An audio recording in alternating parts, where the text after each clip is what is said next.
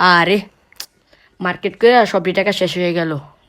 চুলটি বেশি বড় হয়ে গেছে, জিন্স পার্লারে দেয় আর চুলটি কাটতে হইব। আব্বুর থেকে 3,000 টাকা লইতে হইব। টাকা লাগবো, টাকা দাও।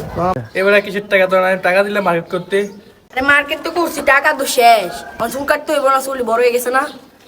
আচ্ছা নে, চুল যখন কাটবি 100 টাকা নে।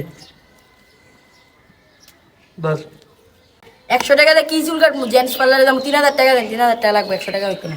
আরে তাহলে ভাবলাম একমাত্র ফুল। আচ্ছা ঠিক আছে, লইয়া যা 3,000 টাকা, তা করবি আর।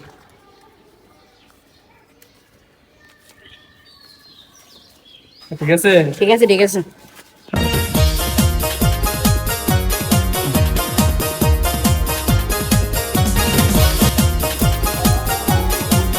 ভাই আপনার এখানে হেয়ার কাট আর হাইড্রা ফেশিয়াল কত? ভাই হেয়ার কাট 500 আর হাইড্রা ফেশিয়াল হলে 3,000, মোট 3500। এই মিয়া 3,500 টাকা, আগে 3,000 টাকা ছিল, ঈদ এসে দিকে 3,500 টাকা বাড়াই লেছেন নাকি? দূর আমরা চুলি কাটতাম না। ধরে নিয়ে যান, আমার মতো কাস্টমার দরকার নেই, আমার কাস্টমার আছে আরো। শালার চুল কাটার বুঝি এত ডিমান্ড, চুল কাটতে বুঝি 3,000 টাকা লাগে, 3,500 টাকা। দূর এবার চুল কাটতাম না, চুল কাট না কাটা সারা ঈদ কেরম। আব্বু আব্বু আমার নতুন জামা কিনা দাও। সবাই নতুন জামা কিনে লেছে, তুমি দাও না, আমার নতুন জামা কিনা দিলা না। তুমি কোনদিন আমার নতুন জামা কিনা দিবা? সবাই ঈদের দিন গরু গোশত দিয়ে ভাত খাইবো, আমরা কি ঈদের দিন গরু গোশত দিয়ে ভাত খেতাম না?